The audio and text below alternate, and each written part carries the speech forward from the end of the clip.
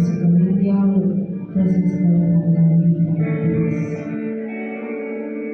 My heavenly gracious Father, Lord, we thank you, Jesus, for this wonderful opportunity that you have given us, Lord Father. Thank you for every little thing that you have done in our lives. Thank you for every good thing that you have in store for us, Lord Father. Lord, today as we are here, gathered in your midst, gathered in your presence, Lord. Thank you, Jesus, for being with us. Lord, be with us throughout the world, Lord Father God. As we take part of the table, Lord, be with us, Lord Father God.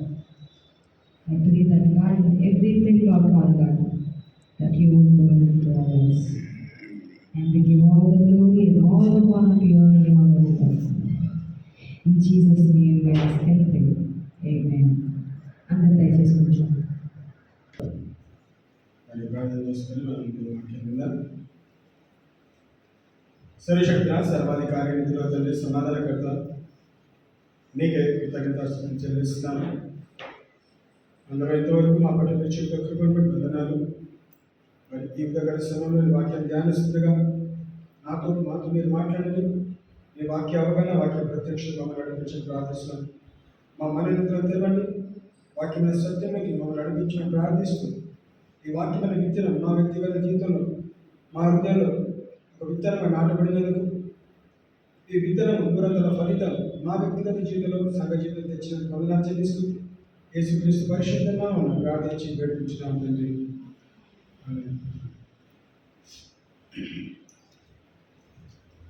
దేవుని కృపను బట్టి దేవుడు మనల్ని 5వ నెలలోకి నడిపించినాడు.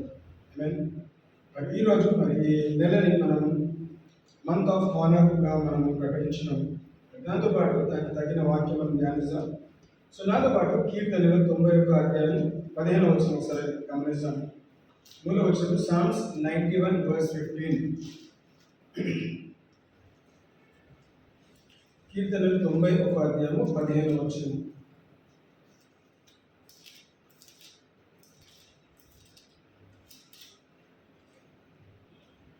అతడు నాకు మొరపెట్టగా నేను అతనికి ఉత్తరం ఇచ్చేదను. శ్రమలో నేను అతనికి తోడై ఉండేదను. అతన్ని విడిపించి అతని కృప చేసేదను. ఏమన్నాడు? అతడు నాకు మొరపెట్టగా నేను అతనికి ఉత్తరం ఇచ్చేదను. శ్రమలో నేను అతనికి తోడై ఉండేదను. అతనిని విడిపించి అతని గొప్ప చేసేదను. He shall call upon me and I will answer him. I will be with him in trouble. I will deliver him and honor him. The last line ఏమంటారంటే I will deliver him and honor him. Songs 91 మనం చాలాసార్లు మన అలవాటు ప్రకారంగా నేర్చుకుంటాము. మనం చిన్న వయసు నుంచే అదే భద్రతతో కూడిన అధ్యాయం మనం ధ్యానిస్తూ ఉన్నాం. 15 నుంచి గమనిస్తే I will deliver him and honor him. చూడు వాక్యం ఏం చదివిస్తుంది? I will honor him అంటే ఒక ప్రామిస్. దేవుడు మనల్ని తెలుగులో అయితే గొప్ప చేసేదని ఉంది, కానీ హానర్ అనే దానికి అర్థం తీసుకుంటే ఘనపరచదను, గౌరవించదను. సో దేవుడు మనల్ని గౌరవించాలి, దేవుడు మనల్ని ఘనపరచాలంటే మనం ఏం చేయాలని నేర్చుకుందాం. మనం ఏం చేయకుండా దేవుడు మనల్ని ఘనపరచరా, గౌరవించరా? కాదు. దానికి ఒక ఆన్సర్ ఉంది. సో నాతో పాటు 1 సమూయేలు 2వ అధ్యాయము 30వ వచనం ఒకసారి గమనిస్తాం. 1 సమూయేలు 2వ అధ్యాయము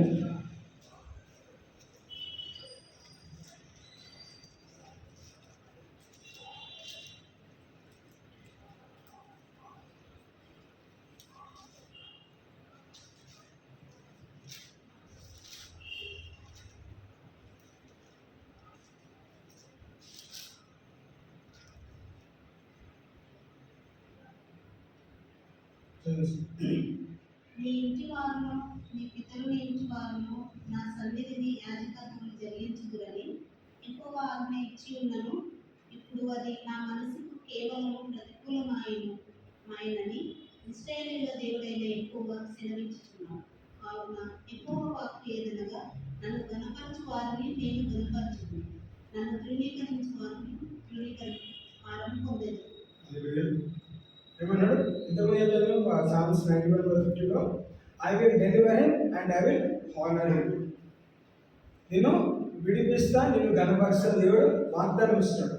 ఆ వాగ్దానం మనం చేత పట్టుకునే వ్యక్తి పడతాం, కానీ మనము చేయాల్సిన క్రియలు ఖచ్చితంగా ఉన్నది.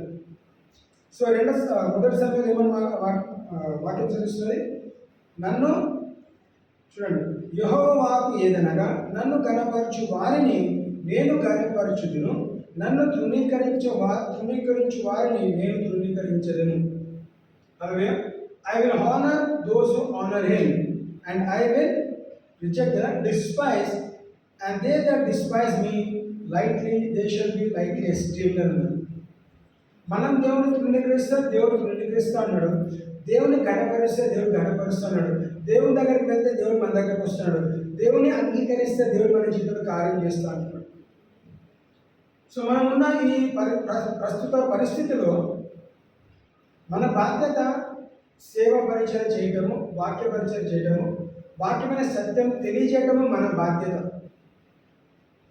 అంగీకరిస్తే గౌరవించబడతారు, తృణీకరిస్తే వెళ్ళగొట్టబడతారు.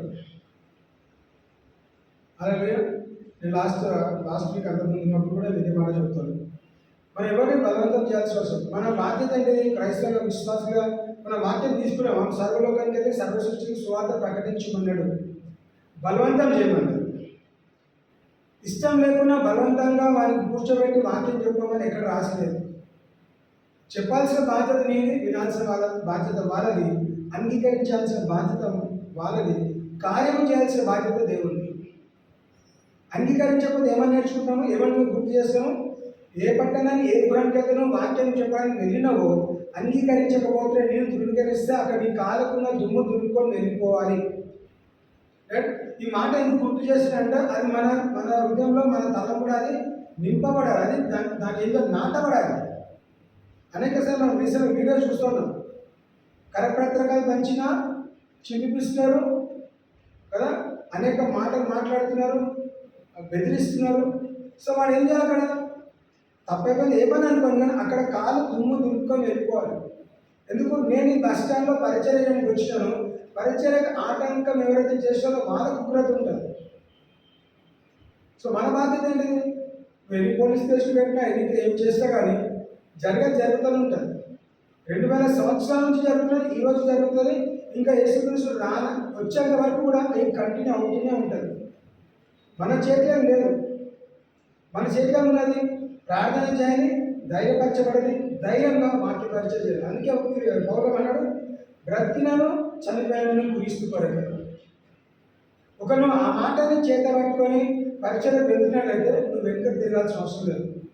భయపడకుండా చేస్తే మనం భయపడుకుంటూనే ఉంటాం. రైట్? భయపడుతున్నావా? పరిచయం చేయకు. భయపడకపోతే ముందుకు వెళ్ళి పరిచయం చేయి. రైట్? సో ఇక్కడ గమనిస్తే ఐ విల్ హానర్ అని అంటున్నాడు వాక్యంలో. రైట్? నన్ను కనపరచు వాడిని నేను కనపరచాను. సో దేవుని మనం దేంట్లో దేని ద్వారా ఏ విధంగా మనం దేవుని కనపరచగలుగుతాం.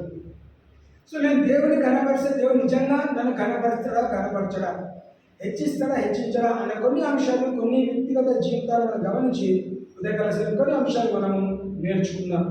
సో మొట్టమొదటిగా నేను దేవుని దేని ద్వారా కనపరచాలి. How should I honour God? Honour God with obedience. విధేయత ద్వారా దేవుని మనము గౌరవించాలి. అలాగే విధేయత ద్వారా దేవుని మనము ఘనపరచాలి. అవిధేయత కారణంగా ఏదైనా తోట నుంచి ఆదాము అవ్వ వెళ్ళగొట్టబడ్డారు. ఎంతవరకు అయితే విధేయత చూపెట్టినారో ఆ విధేయత కారణంగా ఏదైనా తోటలో అన్ని సుఖము అనుభవించినారు. కానీ ఏ రోజైతే ఏదైనా తోటలో అవిధేయత చూపెట్టారో ఆ రోజు వెళ్ళగొట్టబడ్డారు. నన్ను గణపరిచిన వారిని నేను గణపరుస్తాను, నన్ను తృణీకరించిన వారిని నేను వెళ్ళగొడతాను. సో ఏదైనా తోటల నుంచే విధేయత అవిధేయత ఆరంభమైంది. ఎంతకాలం అయితే విధేయత చూపెట్టినారో, ఎంతకాలం అయితే ఆ తినొద్దు అన్న పండుని తినకుండా దూరం ఉంచినారో అంతవరకు వారు ఏదైనా తోటలో దేవుడు అనుగ్రహించిన ఆశీర్వాదం అనుకోవచ్చు, సుఖం అనుకోవచ్చు, అన్ని విషయాలు కూడా ఏం చేస్తారు? వాళ్ళు అనుభవిస్తూ వచ్చుతారు. ఏమీ కష్టం లేదండి. వాళ్ళు పడుకోవాలా తినాలా, వాళ్ళకి అప్పగించిన పని చేసుకుంటూ వెళ్ళాలి. పశుపక్షులకి పేరు పెట్టుకున్నాడు, బహుశా చెట్లకు కూడా పేరు ఇచ్చి ఉండొచ్చు. వాళ్ళ పని ఏంటిది? అప్పగించిన పని వీళ్ళు సేద తీర్చాలి. You have to dress it and keep it. ఒక గార్డెన్ తెచ్చింది కాబట్టి ఏదైనా ఆకు రాలిపోతే ఆకు పక్కన పెట్టండి, చెట్లకు నీళ్ళు పోస్తూ ఉండండి, కాపుదల కాయాలి, భద్రపరచాలి, వేరే వాళ్ళు ఎవరి లోపలికి రానివ్వకుండా మీరు కాపాడాలి అన్న ఆజ్ఞ వాళ్ళు ఏం చేస్తారు? అతిక్రమించి కొంతకాలం చేస్తూ వచ్చినారు. కానీ ఎప్పుడైతే వాళ్ళు అవిధేయత చూపెట్టారో, వాళ్ళు డిసీవ్ అయినారో, దొంగలించబడ్డారో, మోసపోయినారో, అలాంటి పరిస్థితిలో దేవుడు మీరు నన్ను గౌరవించలేదు, గణపరచలేదు కాబట్టి ఇదిగో నేను మిమ్మల్ని ఏం చేస్తాను? ఏదైనా తోట నుంచి వెళ్ళగొడుతున్నాను. ఇంకొక వ్యక్తిగా గమనిస్తే మరి మొదటి సమయాలు 15:22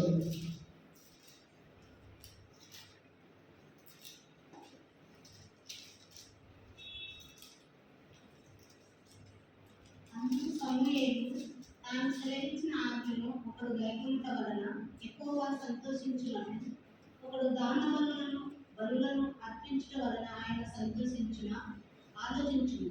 బలులు అర్పించుట కంటే ఆజ్ఞను గైకొనుటయు, పొట్టేలు కొవ్వు అర్పించుట కంటే మాట వినుటయు శ్రేష్టం.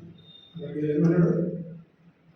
బలులు అర్పించుట కంటే ఆజ్ఞను గైకొనుటయే శ్రేష్టం. అలాగే ఇట్ ఈస్ ఇంగ్లీష్లో అయితే చదువు. Behold, to obey is better than sacrifice. Amen. Obedience is better than sacrifice అనేది మనం నేర్చుకుంటున్నాం. అక్కడ ఏం గమనిస్తాడు? నువ్వు ఎన్ని పొట్టలు తెచ్చినా ఇంపార్టెంట్ కాదు, విధేయత ఇంపార్టెంట్. నువ్వు విధేయత చూపెట్టు ఫస్ట్, తర్వాత నువ్వు ఎన్ని పొట్టేలు అర్పించినా ఆ పొట్టేలన్నీ కూడా నేను అంగీకరిస్తా, స్వీకరిస్తా. నువ్వు అవిధేయత కారణంగా చేస్తే అది వ్యర్థమే. అది ఏ సందర్భంలో రాయబడ్డది? సౌలు సందర్భంగా రాయబడ్డది. నేను ఇన్ని బలులు అర్పించినా అని గొప్పగా చెప్పుకుంటాడు. ఎవరు? సౌలు సాటిస్ఫై అయినాడు. అని నేను దేవునికి ఇన్ని బలులు అర్పించినాను. మరి ప్రవక్త వచ్చి మాట్లాడుతున్నప్పుడు ప్రవక్త ఏమని కనిపించినాడు? నాయనా, నువ్వు దేవునికి ఇచ్చిన బలులు ఇంపార్టెంట్ కాదు, నువ్వు విధేయతగా ఉన్నావా అవిధేయతగా ఉన్నావా, అది first important. Obedience is better than sacrifice. నువ్వు బలులు అర్పించకపోయినా దేవుడు ఏమనుకోడు, కానీ అవిధేయత చూపెట్టావు కాబట్టి దేవుడు నిన్ను దేంట్లో నుంచి రాజుగా నియమించిన దేవుడు రాజుగా ధృవీకరించినాడు. కేవలం ఒకటే ఒక కాదు, ఎందుకు? అవిధేయత కారణంగా. సో మనం దేవుడిని దేంతో కనపరచాలి? ఒబీడియన్స్తో కనపరచాలి. దేవునికి విధేయతతో కనపరచాలి. దేనికి విధేయత? దేవుని వాక్యానికి విధేయత. దేవుని నోటి ద్వారా పలికిన ప్రతి మాట ఇక్కడ మనకి ఏమంది? పరిశుద్ధాత్మ ప్రేరేపణ ద్వారా మనకు ఒక గ్రంథంగా 66 పుస్తకాలుగా ప్రతి వచనం ఇన్స్ట్రక్షన్స్ ఉన్నాయి, కమాండ్మెంట్స్ ఉన్నాయి, కండెమ్నేషన్ అన్నీ ఉన్నాయండి. దీంట్లో హెచ్చరికలు అన్నీ ఉన్నాయి. అది మనం ఏం చేయాలంట? పాటించాలి. I have to be obedient to the word of God. నువ్వు వేరే వాళ్ళకి ఒబీడియంట్ ఉన్నావా ఇంపార్టెంట్ కాదు, ఇంపార్టెంట్ కాదు, కానీ first thing priority you obedient to the word of God. Do you obey the word of God? Do you obey God? Obey God and do his commandments and వాక్యం services. So ఎప్పుడైతే దేవుడు అబ్రాహాముని దర్శించినాడో, అబ్రాహాము అన్యుడుగా ఉన్నాడు. అన్యుడుగా ఉన్న అబ్రాహాముని దేవుడు దర్శించి అబ్రాహాము మనిషి రూపంలో చూడలేదండి, లేదంటే ఒక చెట్టు రూపంలో పుట్ట రూపంలో చూడలేదు, స్వరము మాత్రమే విన్నాడు. దేవుడు అబ్రాహాముని దర్శించడం స్వరం ద్వారా వాయిస్ ఆఫ్ గాడ్. ఏం చేశాడు? వెంటనే నీ దేశాన్ని విడిచిపెట్టి వెళ్ళు. మన కథ భాగం తెచ్చుకోండి, మన అక్కడ వచనాలను చూడట్లేదు, కానీ he obeyed God. What in Abraham do? Abraham obeyed God అని మనం ఇప్పుడు జెనసిస్ 12 గమనిస్తే దేవుడు అబ్రాహాంని పిలుచుకున్నాడు. దేవుడు పిలిచామన్నాడు, నీవు నీ ప్రాంతాన్ని, దేశాన్ని, పట్టణాన్ని విడిచిపెట్టి వెళ్ళు, నేను చూపెట్టే ప్రాంతానికి నువ్వు వెళ్ళాలి. ఆ ప్రాంతం ఎట్లుందో అబ్రాహాంకి అనవసరం. నేను చూపెట్టే ప్రాంతాన్ని వెళ్ళినట్టయితే నేను నిన్ను గొప్ప జనంగా చేయబోతున్నాను. అంతవరకు అప్పటి వరకు కనీసం ఒక సంతానం కూడా లేదు. ఆస్తులంతస్తులు అన్నీ ఉన్నాయి, కానీ సంతానం లేని వ్యక్తిని, అన్ఫ్రూట్ఫుల్, బేరెన్నెస్, గుడ్రాతనంలో ఉన్న వ్యక్తిని పిలిచి ఇదిగో నేను ఫలభరితంగా మార్చబోతున్నాను. I will multiply you, I will give you a seed, you will become a father of many nations అనే వాగ్దానం ఇచ్చినప్పుడు అబ్రాహాం ఏం చేయాలి? ఎలాంటి డౌట్ లేకుండా వెంటనే ఆ ప్రాంతాన్ని విడిచిపెట్టి వెళ్ళాను. ఎప్పుడంటే బికాస్ ఆఫ్ ఒబీడియన్స్ విధేయత కారణముగా ఫస్ట్ థింగ్ ఏంటిది, he was obedient to the call of God, he was obedient to the voice of God, because he was obedient. కొన్ని వేల సంవత్సరాల క్రితట ఒక వ్యక్తి విధేయత కారణంగా ఈరోజు నీవు వేల సంవత్సరాల తర్వాత కూడా ఈరోజు మనం తను గుర్తు చేసుకొని తన సంతానంగా పిలువబడుతున్నాము. హల్లెలూయా. ఒక వ్యక్తి విధేయత, ఒక వ్యక్తి అవిధేయత. ఒక వ్యక్తి అవిధేయత కారణంగా ఏదెన్ తోట నుంచి వెళ్ళగొట్టబడ్డాము, ఒక వ్యక్తి విధేయత ద్వారా తిరిగి ఏదెన్ తోటలకి నడిపించబడుతుంది. కడపటి ఆదము, చివరి ఆదము అని చూస్తాం. First Adam and last Adam, ఇద్దరు కూడా ఉన్నారండి. Both are there. One was disobedient, one was obedient. Because of disobedient ఏమైంది, we are out of the garden of Eden. అంటే ఇది దేవుని ఆశ్రయం నుంచి మనము వెళ్ళగొట్టబడ్డాము. కష్టపడి సంపాదిస్తున్నాం, కానీ ఇప్పుడు ఏం చేస్తాము, యేసుక్రీస్తు తిరిగి దాన్ని స్వాధీనపరుచుకొని తిరిగి సంపాదించి ఏం చేస్తాడు, నీ ఆశీర్వాదము. అందుకేమన్నాడు, నన్ను తండ్రిని నువ్వు ఏది అడిగినా నా నామం పట్ల తండ్రిని ఏది అడిగినాను అది నీకు అనుగ్రహించబడుతుంది. In my name you ask the father, in my name anything you ask father will give it అంటు యు. ఎందుకు, బికాస్ ఆఫ్ ఒబీడియన్స్. ఎవరు, యేసుక్రీస్తు తండ్రి చెప్పిన మాటకి విధేయత చూపెట్టి తన రాజ్యం, తన సింహాసనం విడిచెట్టి మీ కొరకు నా కొరకు మానవుడుగా మానవ స్వరూపం తీసుకొని, ఈ శారీరక స్వరూపం తీసుకొని దేవుడు అయినప్పటికీ కూడా అన్ని శ్రమ గుండా వెళ్ళి, కష్టం గుండా వెళ్ళి, బాధ గుండా వెళ్ళి, వేదన గుండా వెళ్ళి తన ప్రాణం అర్పించి తిరిగి లేచి తిరిగి రానన్నాడు. ఎందుకు, కేవలం because of obedience. So what are we learning, మనము విధేయత ద్వారా విధేయత చూపెట్టినప్పుడు వి ఆర్ హానరింగ్ గాడ్. మనము చేసిన క్రియను బట్టి మనం తిరిగి పొందుకుంటాం. ఈ వర్షం ఉంది కదా, నువ్వు ఏది విత్తుతావో నువ్వు అదే పంటని కోస్తావు. What you sow is what you live. So God is asking us. దేవుడు మనకి ఏం నేర్పిస్తాడంటే, మీరు విధేయత అనే విత్తనం విత్తితే నేను మిమ్మల్ని గణపరుస్తాను. I will deliver you and I will honour you. తీసుకున్న అంశం ఏంటిది, God will honour you. Right, God will honour you అనే అంశం ధ్యానిస్తాము. But how will God honour us? దేవుడిని ఏ విధంగా గణపరుస్తాడు? నేను ఏం చేయాలి గణపరచబడాలంటే?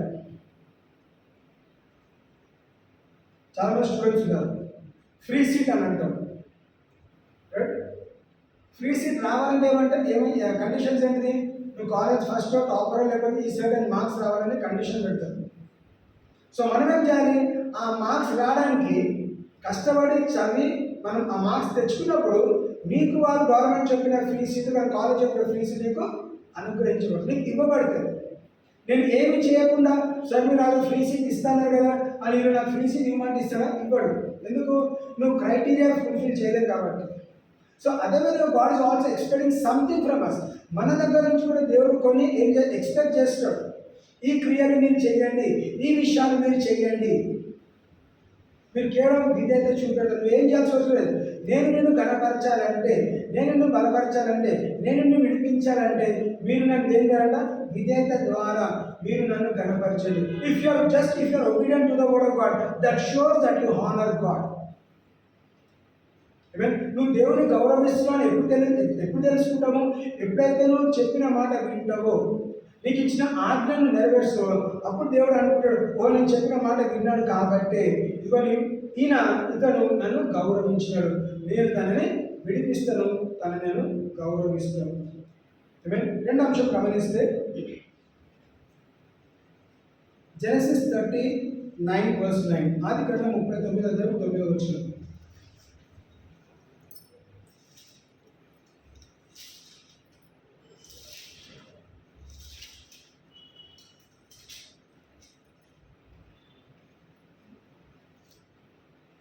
నీవు అతని భార్యమైనందున నీవు తప్ప మరి దేనిని నాకు అప్పగింపక ఉండలేదు. కాబట్టి నేను ఎప్పుడు ఇంత ఘోరమైన దుష్కార్యం చేసి దేవునికి విరోధముగా పాపము పట్టుకుంటున్నాను తన యజమాని భార్యతో అని.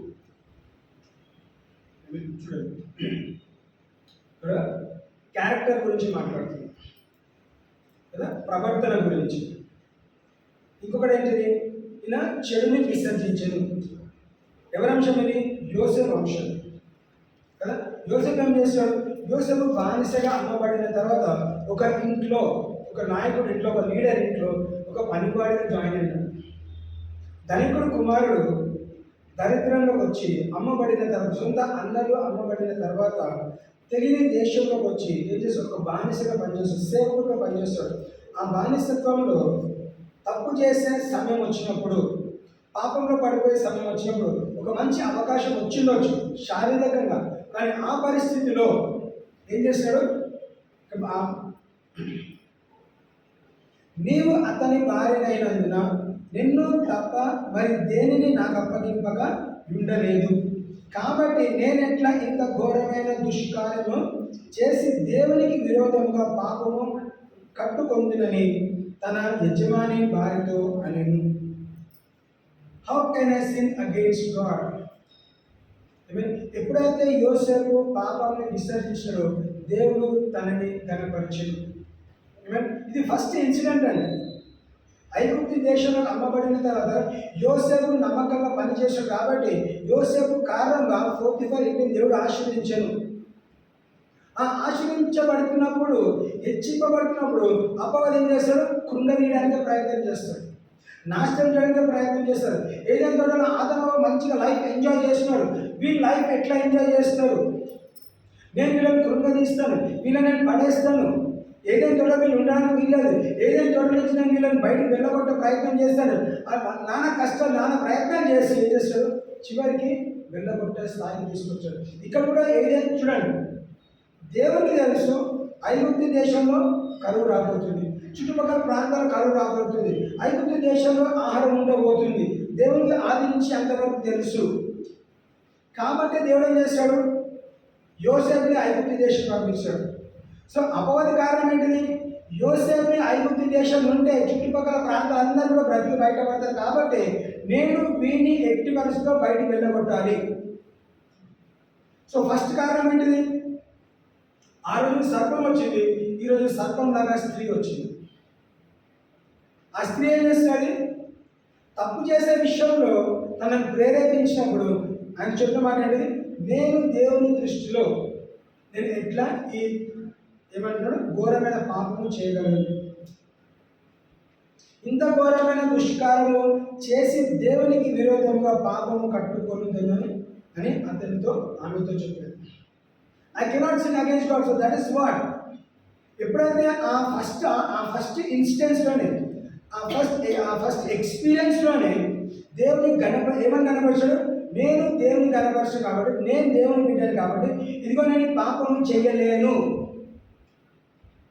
నాకు అప్పగించిన పనిని నమ్మకంగా చేసుకొచ్చినాను, నిన్ను నాకు అప్పగించను కాబట్టి నిన్ను తాకడానికి నా హక్కు లేదు, నేను నిన్ను తాకొద్దు, నేను తాకినట్లయితే నేను పాపంలో పడిపోయేవాడిని కాబట్టి దేవుని దృష్టిలో నేను పాపం చేయకుండా ఆయన అక్కడి నుంచి ఏం చేశాడు? పారిపోయినాడు. తర్వాత ఏం జరిగిందో మనకు తెలుసు. కానీ దేవుడు తనని ఆ ఫస్ట్ ఇన్స్టెంట్లోనే, ఆ ఫస్ట్ ఆపర్చునిటీలోనే దేవుడిని యోసేపు దేవుని గణపరిచాడు. కాదు దేని ద్వారా? నేను పాపము చేయను, పాపంని విసర్జించి దేవుని గణపరిచాడు. కాబట్టి ఏం చేస్తాడు? తన క్యారెక్టర్ ద్వారా, తన స్వభావం ద్వారా, తన ప్రవర్తన ద్వారా దేవుని గణపరిచాడు. కాబట్టి మరి ఏం చేస్తాడు? తన చివరి దినాల్లో ఐగుప్తు దేశానికి ప్రధానమంత్రిగా అవ్వగలిగినాడు. రాజు తర్వాత రెండో వ్యక్తిగా మార్చబడినాడు. ఏ విధంగా బానిసగా వచ్చినాడో, బానిసగా వచ్చినప్పుడు అదే విధంగా అదే క్యారెక్టర్ కలిగి ఉన్నాడు. యజమాని అయిన తర్వాత, లేదా ప్రధానమంత్రి అయిన తర్వాత కూడా అదే స్వభావం, అదే ప్రవర్తన కలిగిన వాడు. నేను ఇప్పుడు ప్రధానమంత్రి అయినాను కాబట్టి ఇప్పుడు అందరి అమ్మాయిల చుట్టూ తిరగలేదండి. ఎవరిని ఎంత దూరం ఉంచాలో అంత దూరం ఉంచి ఏం చేశాడు? తన ప్రవర్తనని కాపాడుకుంటున్నాడు. చెడుని విసర్జించను. హల్లెలూయా. ఏం చేశాడంట? చెడుని విసర్జించను. యోబు గురించి కూడా అదే మాట్లాడారు కాబట్టి కదా, నీతిని ప్రేమించి he chose evil and shun, he chose righteousness and shun evil, he chose good and not himself. నీతిని ప్రేమించి చెడుని విసర్జించను కాబట్టి దేవుడు యోబుని ఆశీర్వదించెను. తన దగ్గర నుంచి సమస్త దొంగలించబడిన అపవాదం వచ్చి డైరెక్ట్ దేవునితో ఛాలెంజ్ చేస్తాడు. నువ్వు ఆస్తులు అంతస్తులు ఇచ్చినావు కాబట్టే యోబు నిన్ను ఏం చేస్తాడు? స్తుతిస్తున్నాడు, ఆరాధిస్తున్నాడు, నిన్ను గౌరవిస్తున్నాడు. Is honouring you because of this. But God said no, I know him personally.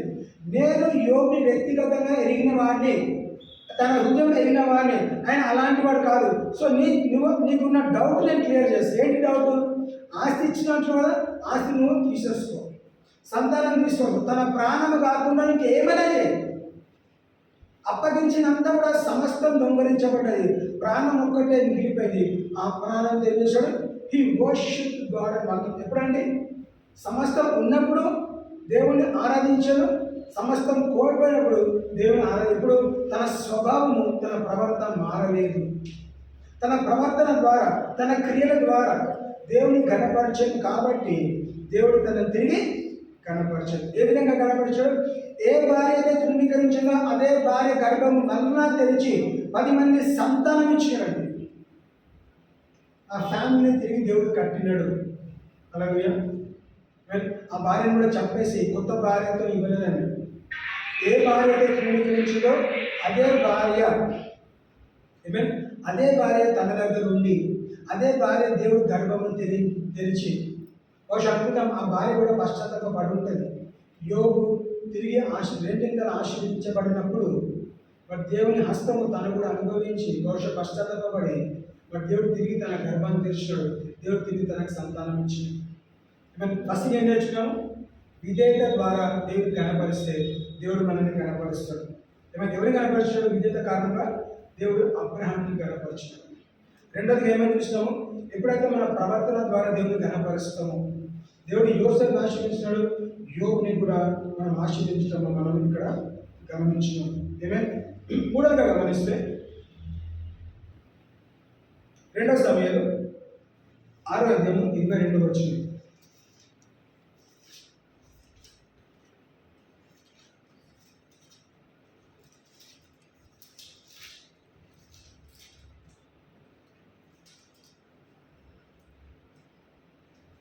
ఇంతకంటే మరి ఎక్కువగా నేను తృణీకరింపబడి నా దృష్టికి నేను అల్పుడనై నీవు చెప్పిన పనికత్తుల దృష్టికి గరుడవగుదు అని మీకాలుతో అనెను. మరణం వరకు సౌలు కుమార్తె మీకాలు పిల్లలను కనకై ఉండేది.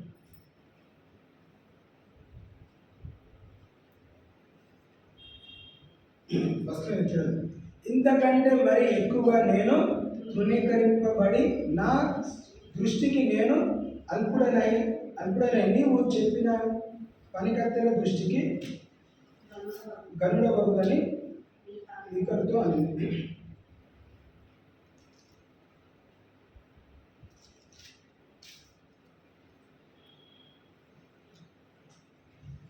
ఇది 1 ఒకసారి చదివిస్తాను.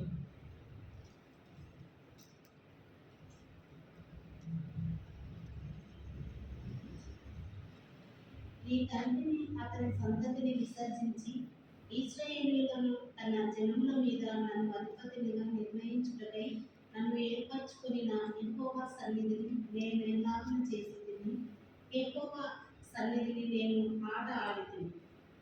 ఇంతకంటే మరి ఎక్కువగా నేను తృణీకరించబడి నా దృష్టికి నేను అల్పుడనై నీవు చెప్పిన పనికత్తెల దృష్టికి గరుడవగుదు అని మీకు అనుమానం. మరణం ఇక్కడ గమనిస్తే ఇంగ్లీష్లో అయితే అన్డిగ్నిఫైడ్ అని ఉంటుంది కదా. I will be more undignified. మీకా ఎందుకు విసర్జించింది? ఎందుకు తన తప్పు పట్టింది? రాజుగా ఉంది, నిన్ను మర్చిపోయి ఏం చేస్తున్నావు? గంతు వేస్తున్నావు, డ్యాన్స్ వేస్తున్నావు. ఇక దాని చెప్పిన క్రియ ఏంటిది? నేను రాజు కాకపోయినా కానీ దేవుని దృష్టిలో నేనేంటిది? తన కుమారుడిని. నేనేంటిది? I am a praiser, so I will praise God at any circumstance. ఎట్టి పరిస్థితుల్లో నేను దేవుని స్తుతించే విషయం నేను వెనకాడను. అది గంతులేస్తానా, డ్యాన్స్ వేస్తానా, నా వంటి మీద బట్టలు ఉన్నాయా లేవా, లేకపోతే ఇంకా కదా నీకు ఇష్టం లేని డ్యాన్స్ నేను వేస్తూ ఉంటాను. కానీ ఏం చేస్తాడు కదా? ఇద్దరి మధ్యలో చూడండి, భార్య భర్త మధ్యలో భర్త చేస్తాడు దేవుని ఘనపరుస్తున్నాడు. దేని ద్వారా? స్తుతి ద్వారా. When you honour God with your praise. ఈ మాట మనం పదిసార్లు గుర్తు చేసుకుంటున్నాం. నా స్థుతులు ఏమైందంట పైకి వెళ్తే దేవుని ఆశీర్వాదం నా బయటకు వస్తుంది కదా. My praises go up and the blessings come down. So if you don't praise God you will not receive the blessing of God. My praises go up అని చదువుతున్నాం. My praises go up and the blessings will come down.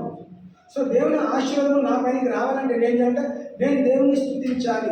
So నేను ఎంతవరకు అయితే నేను దేవుని స్తుతిస్తున్నానో, దేవుని ఆరాధిస్తున్నాను, నేను ఎంతవరకు దేవుని స్తుతించి ఆరాధిస్తున్నాను, నా స్థుతులు ఏం చేస్తుంట నన్ను హెచ్చిస్తాయి. దావీదు దేవుడిని అత్యధికంగా స్తుతించి ఆరాధిస్తున్నాడు కాబట్టి దేవుడు మనం ఈరోజు ఏమని చూస్తాము? He is a pressure. Who is a pressure? David is a pressure. ఎందుకు అంతగా దేవుని స్తుతిస్తున్నాడు? దాదాపు 150 కీర్తనలు గమనిస్తున్నాడు కదా.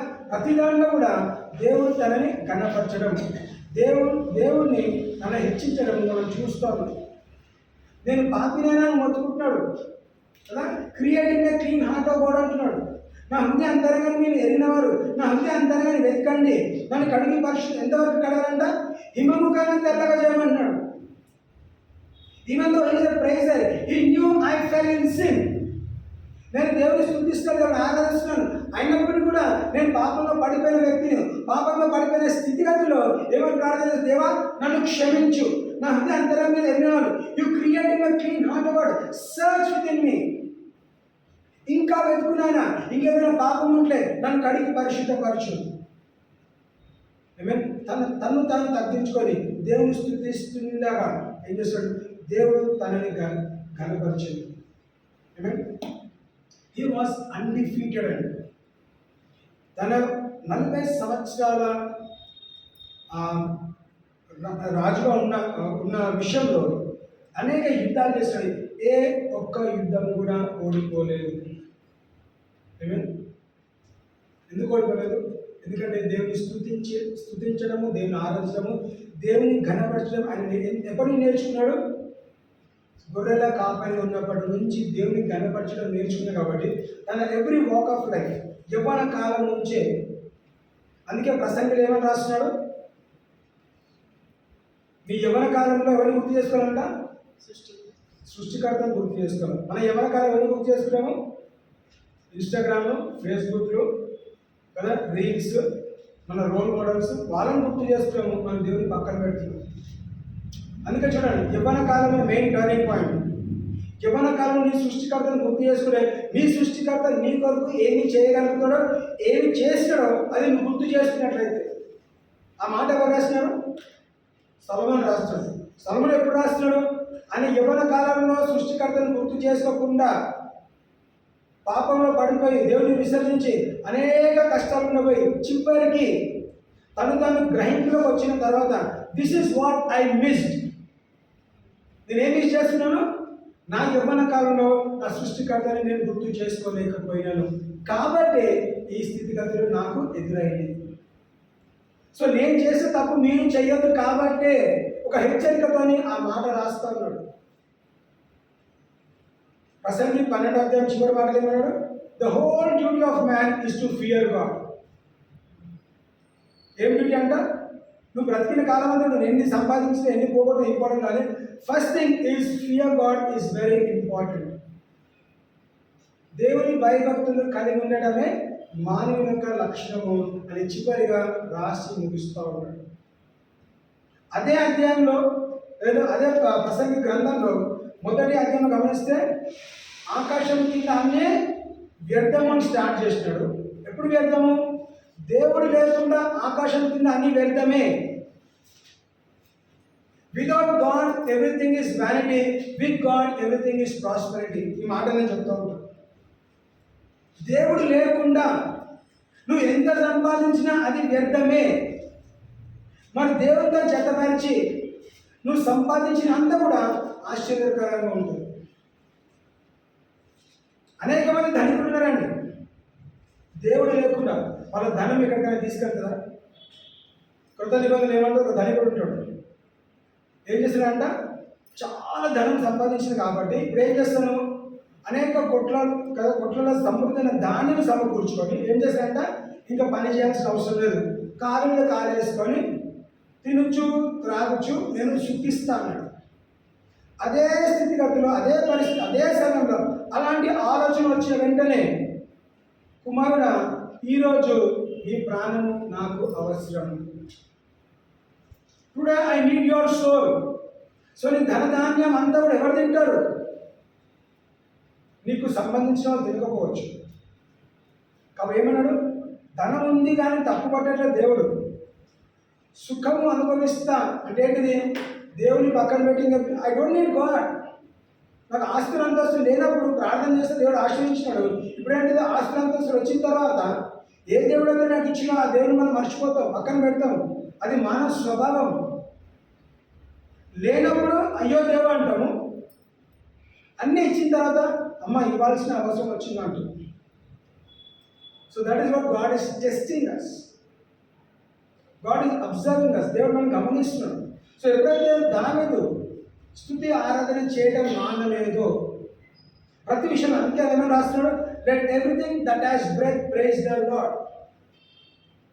నీలో ఆరోగ్యంతో ఊపిరుందా, చివరి శ్వాస ఉందా, అయినను దేవుని నువ్వు స్తుతించాలి.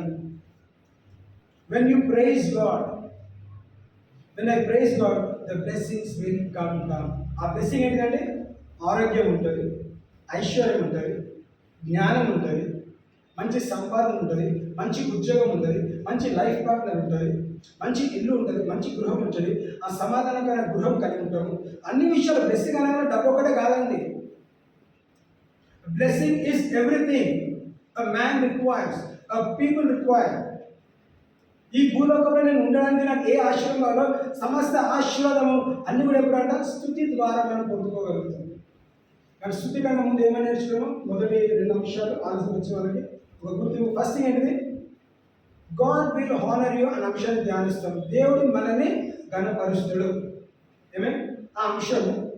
దేవుడు మనల్ని ఘనపరచాలంటే మనం ఏం చేయాలనే విషయం మనం నేర్చుకుంటాం. సో దేవుడు నన్ను ఘనపరచాలంటే మొట్టమొదటి ఏమైనా నేర్చుకున్నాము? మనము విధేయత దేనికి విధేయత? దేవుని వాక్యానికి విధేయత చూపెట్టినప్పుడు దేవుడు నన్ను ఘనపరుస్తాడు. Because I honour God with obedience, God will honour me. రెండో అంశము, I honour God with my character. నా స్వబుద్ధి ద్వారా, నా బిహేవియర్ ద్వారా, నా క్యారెక్టర్ ద్వారా, నా ప్రవర్తన ద్వారా నేను దేవుని ఘనపరిస్తే దేవుడు నన్ను ఘనపరుస్తాడు.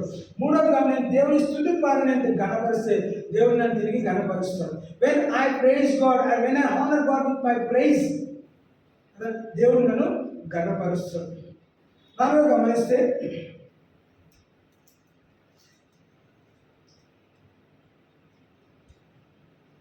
నిర్గమకాండము 7వ అధ్యాయం 7వ వచనం.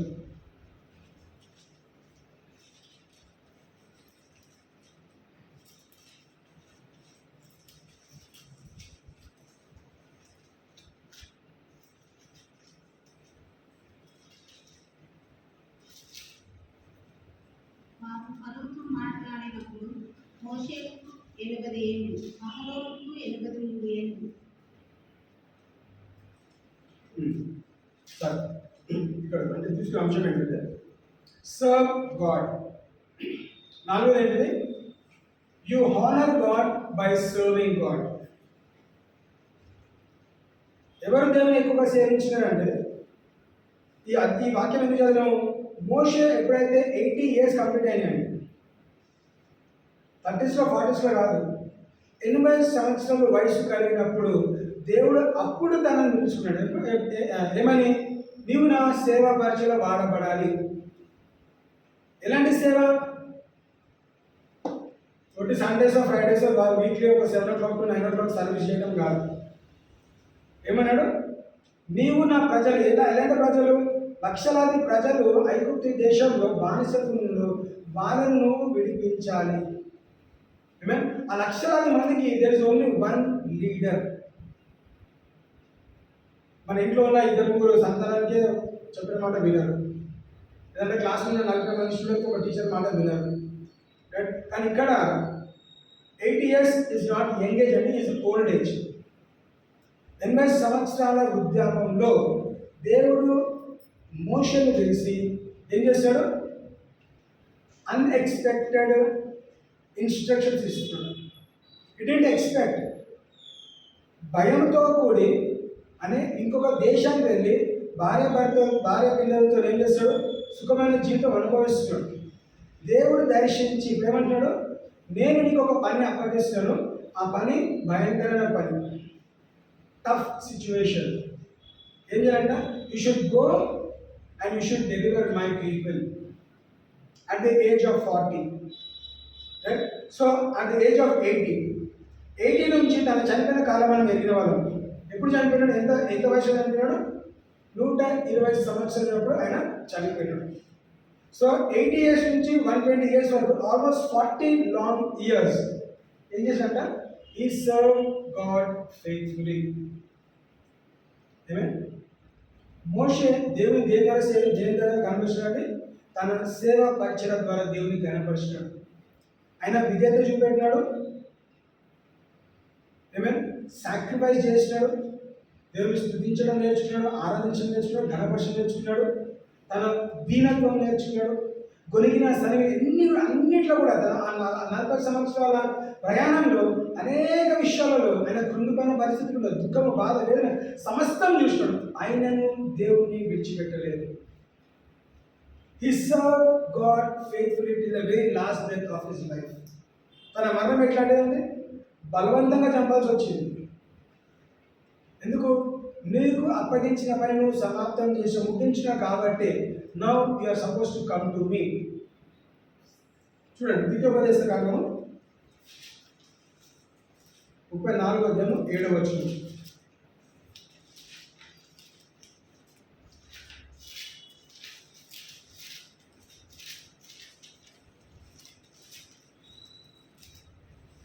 మోషే చనిపోయినప్పుడు 120 సంవత్సరాలను ఈడు గలవాడు. అతనికి దృష్టి మాంద్యము లేదు, అతని సత్తువ తగ్గలేదు. హల్లెలూయా. చూడండి, చాలా మంది ఎప్పుడు చనిపోయారంటే ఎవరైనా చనిపోతే ఏమైనా అడుగుతాము? నార్మల్ డెత్ లేదా ఏదైనా బాగా లేకుంటేనే అడుగుతాం. మనకు సాధారణ క్వశ్చనే కదా. ఎట్లా చనిపోయినాడు అని అడుగుతాం? బాగా లేకుంటేనా, లేదంటే యాక్సిడెంటా, లేదంటే నార్మల్ డెత్ అనుకుంటాం. ఇక్కడ గమనిస్తే ఏంటి? నేను నార్మల్ డెత్ కాదండి. His eyes were not dead and his strength did not leave him. అదే కదా. And Moses was 120 years old when he died. His eye was not dead, nor his natural force abated. Natural force అంటే physical fitness. అంటే అంత కొండ ప్రాంతానికి ఎలాంటి సహాయం లేకుండా 120 సంవత్సరాల వయసులో గుడ్డితనం లేదు, కొండ ఎక్కే సామర్థ్యత శక్తి కూడా ఆయన పొందుతున్నాడు. ఎందుకు? 40 సంవత్సరాలు దేవుని సేవలో నమ్మకంగా వెళ్తూ ఉన్నాడు కాబట్టి. గొనగలేదు, సరగలేదు. అదే వయసు వెళ్ళిన చాలా మంది ఐగుప్తు దేశం నుంచి బయటికి వచ్చారు, కానీ ఎందుకు వాగ్దాన దేశం వెళ్ళలేకపోయినారు? ఎందుకంటే గొనిగినారు, సరిగినారు కాబట్టి. ఆయన వయసులో ఉన్నారు, ఆ వృద్ధత్వం కలిగిన వాళ్ళు ఉన్నారు. అందరూ ఎందుకు వెళ్ళలేకపోయారు? Because they murmured against God. దేవుని విషయంలో, దేవుడు చేసిన కార్యం విషయంలో గొనిగినారు, సరిగినారు కాబట్టి. ఇంతకుముందు సభ్యులు those who honour me I will honour you. నన్ను ఘనపరిచిన వారిని నేను ఘనపరుస్తా. సో మోషే అనేక లక్షలాది ప్రజల ఎదుట మోషే దేవుని ఘనపరిచాడు కాబట్టి ఏంటంట? దీర్ఘాశ తృప్తిపరిచి తన చనిపోయినప్పుడు నిండు ఆరోగ్యంతో ఉన్నాడు. హెల్త్ ఇష్యూస్తో, సిక్నెస్తో చనిపోలేదు. అనేక దైవజనులు హెల్త్ ఇష్యూస్తో చనిపోయిన వాళ్ళు కూడా ఉన్నారు ఇక్కడ వాక్యంలో. కానీ మోషే ఆ విధంగా చనిపోలేదు. ఆరోగ్యం మంచిగానే, గుడ్డితనం కూడా రాలేదు. అదే గుడ్డితనము అబ్రాహాం కుమారుడు ఇస్సాకు వచ్చినప్పుడు ఇద్దరు కొడుకులు మోసం చేస్తూ వచ్చినారు. మోసం అంటే కన్న పిల్లల ద్వారా గుడ్డితనం కారణంగా మోసపోయిన పరిస్థితి. కానీ ఈరోజు ఇస్రాయేల్ ప్రజలు తనను మోసం చేయకపోయిన, ఎందుకంటే ఆయన గుడ్డితనం లేదు కాబట్టి. గొనగలేదు, సనగలేదు. అన్ని విషయాలలో కూడా నమ్మకం ఉంటూ, విశ్వాసం తెలుపుతూ, విధేయత చూపెడుతూ, తన ప్రవర్తనని కాపాడుకుంటూ ఏం చేశాడంట? దేవుని ఘనపరిచినాడు. దేవుడు తిరిగి తనని ఏమేమి ఘనపరిచాడు? ఈరోజు తన గురించి ఎందుకు మాట్లాడుతున్నాం? ఎందుకంటే he is the most weakest person. సాత్వికుడు అని మేము నేర్చుకున్నాం. మనకు ఆ సాత్వికత ఉందా? లేదండి. చిన్న చిన్న మాటలు అంటే మనం రెచ్చిపోతూ ఉంటాం, మనం కొట్లాడడానికి సిద్ధపడుతూ ఉంటాం. ఎన్ని మాటలన్నా, ఎంతమంది తృణీకరించినా, ఎంత రెచ్చగొట్టినా కానీ తను తాను తగ్గించుకొని సాత్వికం అనుభవిస్తూ దేవుని సన్నిధిలో, దేవా నేను వీళ్ళని కన్నానా, నువ్వు నాకు ఎందుకు ఈ పరిస్థితి ఇచ్చినావు, నన్ను ఈ పరిస్థితి బయటికి తీసుకొని రా. దేవుడు అన్ని విషయాల్లో కూడా సహాయపడుతూ వచ్చినాడు. దేవుడు తన చెయ్యి ఎప్పుడు కూడా విడిచిపెట్టలేదు. దేవుడు నన్ను కనపరచు అని నేను కనపరచలేను. చివరిగా గమనిస్తే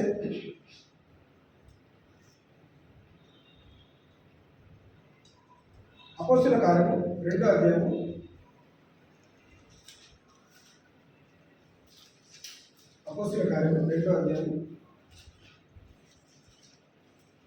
35 నుంచి 41 వరకు.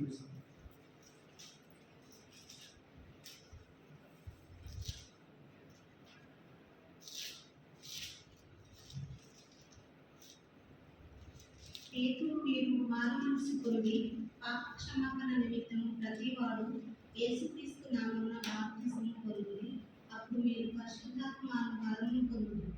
ఈ వాగ్దానం మీకును మీ పిల్లలకు దూరస్తులందరికీ అనగా ప్రభువైన మన దేవుడు తన యుద్ధకు పిలిచిన వారికందరికీ చెందునని వారితో చెప్పాను.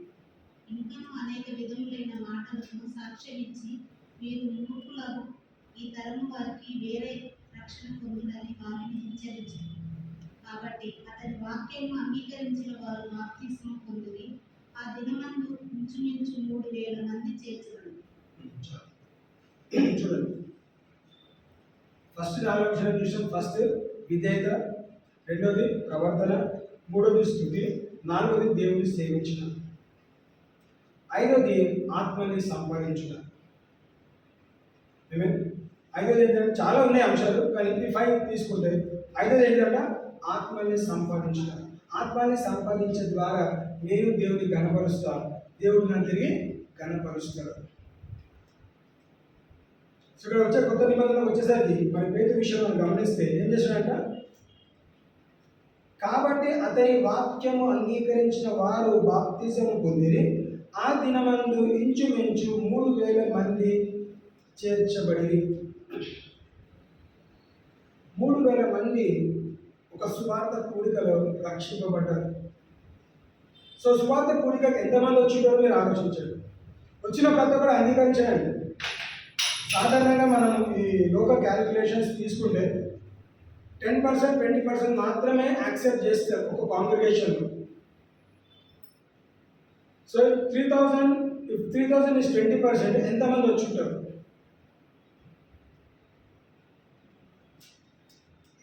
10,000కి ఎంత? 10% అంటే 10,000కి 10% 1,000. సో 30,000 మంది వచ్చి ఉంటాడు, 10% తీసుకుంటారు. So 30,000 people heard the word of God, but only 3,000 people accepted the word of God. So మనమున్న పరిస్థితులు కూడా ఎందుకు మైనారిటీ మెజారిటీ అని మాట్లాడతాము? Majority of people heard the word of God, only minority of people receive the word of God. Hallelujah. మరి యేసుక్రీస్తు కాలంలో కూడా మల్టిట్యూడ్స్ అని వింటాం, జన సమూహము వెంబడించాను, కానీ ఎంతమంది స్వస్థపరచబడ్డారు? చేతుల మీద లెక్క పెట్టవచ్చు. ఆ స్వస్థపరిచేవాడు అందరూ ఏమన్నాడు? నీ విశ్వాసం నుండి స్వస్థపరిచింది. సో గుంపులు ఉంటారు, అంగీకరించే వినేవాళ్ళు ఉంటారు, అంగీకరించేవాళ్ళు ఉంటారు. అందుకే వాక్యం సెలవులేదు. రోమా 10:9 ఏమంటారు? నువ్వు నమ్మి విశ్వాసం నీ హృదయంలో నమ్మి నోటితో ఒప్పుకున్నప్పుడు నీ రక్షణ కలుగుతుంది. సో మీరు వింటున్నారు, కానీ నోటితో ఒప్పుకొని వారు ఎంతమంది ఉన్నారంటే 27,000 మంది ఉన్నారు. ఎగ్జాంపుల్ చెప్తున్నాను. ఆ 30,000 మందిలో 27,000 మంది 27,000 people just heard but did not accept through this word, did not confess the word of God. కానీ 3,000 మంది ఏం చేశారంట? విన్నారు, విశ్వసించినారు, నమ్మినారు, బాప్తిజం కూడా సాక్ష్యం ఇచ్చినారు. సో మరి పేతురుని దేవుడు కనపరచలేదు. పేతురు ఆ రికార్డ్ అంటే ప్రీవియస్ రికార్డ్ అంతా దేవుడిని పొందినవాడు, దేవుడు ఎవరో తెలియదు అన్నవాడు, మరి దేవుడు అపవాది ద్వారా మరి పేతురు దొంగలించబడిన వ్యక్తి. ఈ విషయాలన్నీ మనం దురుగు పేతురుని పిలుస్తూ ఉంటాం. కానీ అలాంటి పేతురు ఏ పేతురు అయితే యేసుక్రీస్తు లేడు తెలియదని బొంకినాడో అదే అదే పేతురు నాకు యేసుక్రీస్తు తెలుసు ధైర్యంతో పట్టుదలతో ఏం చేశాడంట 3,000 ఆత్మని సంపాదించాడు. అదే కాకుండా ఇంకొక అంశం గమనిస్తే 4వ అధ్యాయం 4వ వచనం అపొస్తలుల కార్యం 4వ అధ్యాయం 4వ వచనం. వాక్యము వినిన వారిలో అనేకులు నమ్మిరి. వారిలో పురుషుల సంఖ్య ఇంచుమించు 5,000 అయింది. అలాగే ఏంటంట వాక్యము విని వారిలో అనేకులు నమ్మిరి. సో ఇప్పుడు ఒక 10% తీసుకుంటే 50,000 మంది వచ్చినారు. ఆ 50,000 మందిలో ఏమైందంట 5,000 మంది పురుషులు ఉన్నారు. వర్ష స్త్రీలు పిల్లలు కూడా నమ్మిండవచ్చు. వాళ్ళ లెక్క చెప్పట్లేదు, వాళ్ళ సంఖ్య తీసుకోలేదు. సో పురుషులు అనుకుందాం మెన్స్ మీటింగ్ 50,000 మందిలో 10% యాక్సెప్ట్ చేస్తే 5,000 పీపుల్ గాట్ సేవ్. మరి ఏం చేయాలండి వాళ్ళ బాధ్యత ఎప్పుడైతే చూడండి ఇది ఎప్పుడు జరిగింది సర్వలోకానికి వెళ్ళి సర్వ సృష్టికి సువార్త ప్రకటించమని చివరి మాటలు వాళ్ళు తీసుకున్నారో ఆ హెచ్చరికలు తీసుకున్న తర్వాత పరిశుద్ధాత్మ నింపుదల పొందిన తర్వాత మీరు ఎక్కడికి వెళ్ళొద్దు ఎక్కడ ఉన్నారంట మేడగాడి మీద వెయిట్ చేయండి. నేనేం చేస్తాను పరిశుద్ధాత్మను పంపిస్తాను, వాగ్దానాన్ని పంపిస్తున్నాను.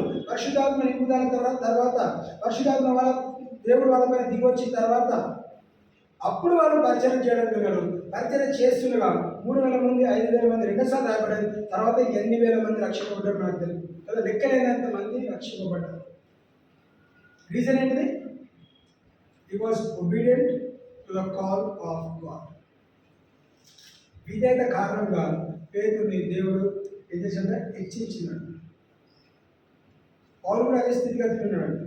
నువ్వు నన్ను కొట్టినా చంపినా తిట్టినా ప్రాణం పోయినా I will live or die for Christ. నేను బ్రతికినను చనిపోయినను క్రీస్తు కొరకే. ఎందుకు రాయబడ్డది? ఎందుకంటే హీ వాంట్స్. చూడండి సామెతలు 11:30 వచ్చింది. సామెతలు 11:30 వచ్చింది.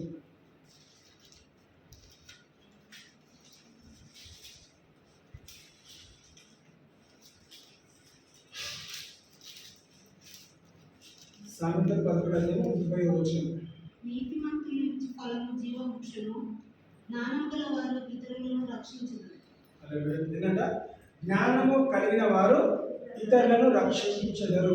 ఇంగ్లీష్లో అయితే and he that winneth souls is wise. ఆత్మని సంపాదించిన వారు జ్ఞానవంతులని ఇంకొక భాషలో మాట్లాడవచ్చు. దేవుని జ్ఞానం కొలువుని జ్ఞానం ఇవ్వమంటాము.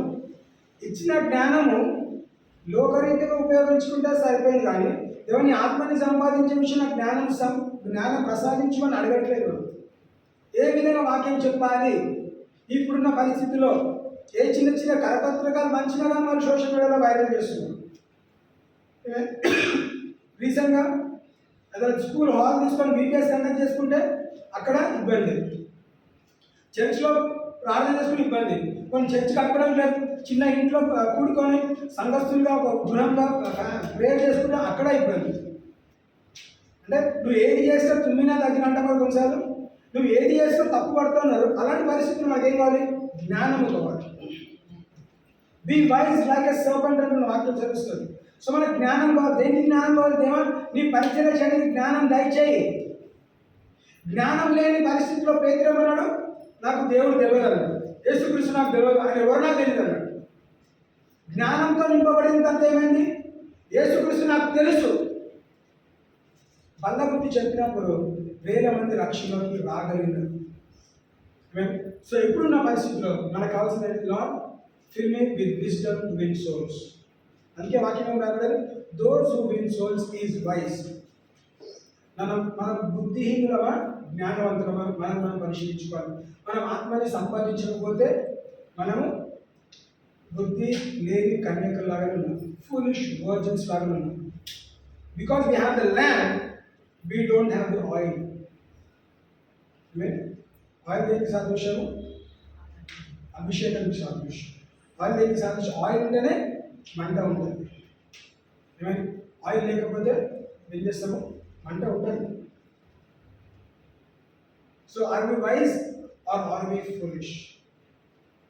సో దేవా నన్ను జ్ఞానం జ్ఞానంతో కూడిన ఆ స్త్రీలా గురించి నేను గివ్ మీ విజ్డమ్.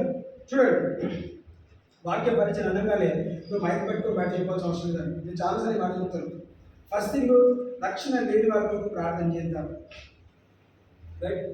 మీకు మనకి అవకాశం వచ్చినప్పుడు మన ఎవరితో చెప్పాలంట, మన నైబర్స్తో చెప్పాలి, ఇరుగు పొరుగు ఇంటి పక్కన వాళ్ళకి కొంచెం చాలు.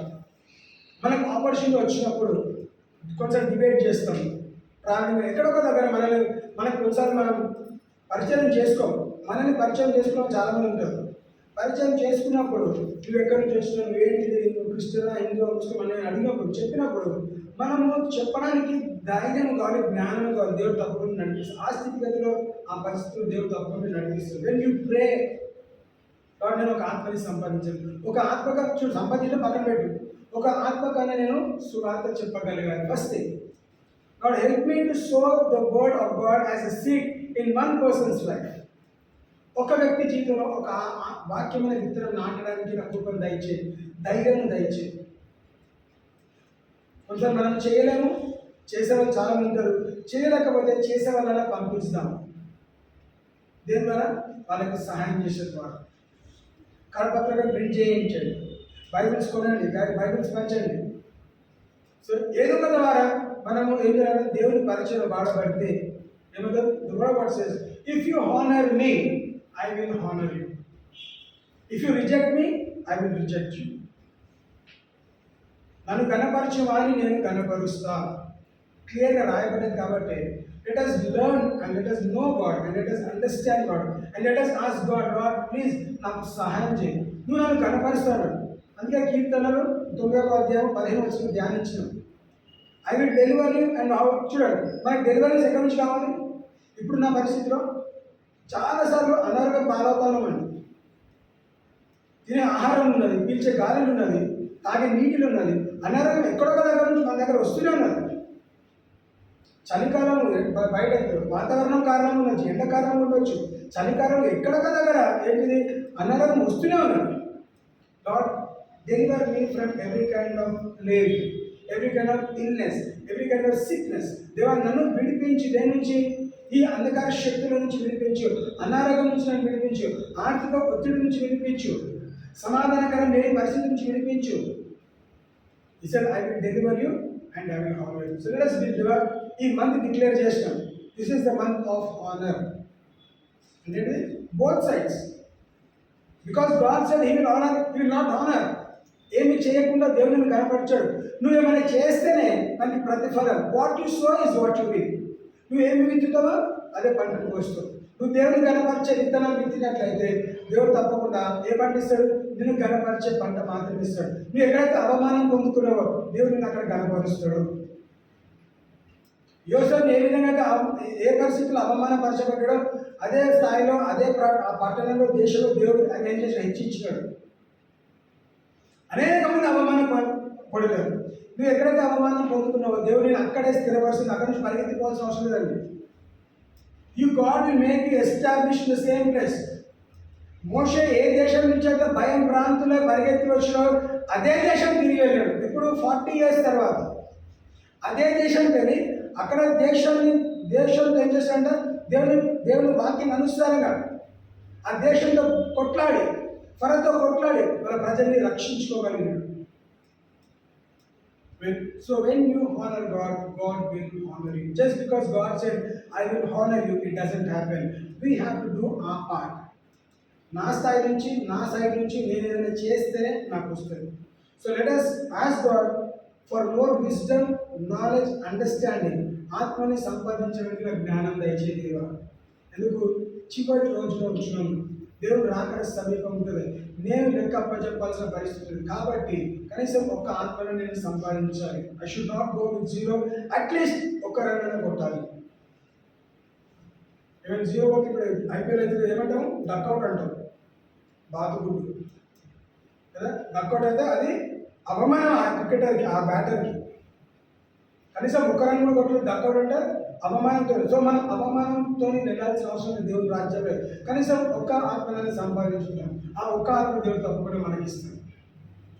నీకు వాంఛ ఉంటే, ఇంట్రెస్ట్ ఉంటే, డిజైర్ ఉంటే God will definitely give you one soul so that you will at least win one soul in your lifetime. ఒకదాన్ని ఎక్కువ చేయొచ్చు, కనీసం ఒక్క ఆత్మనైనా మనం సంపాదించగలుగుతాం.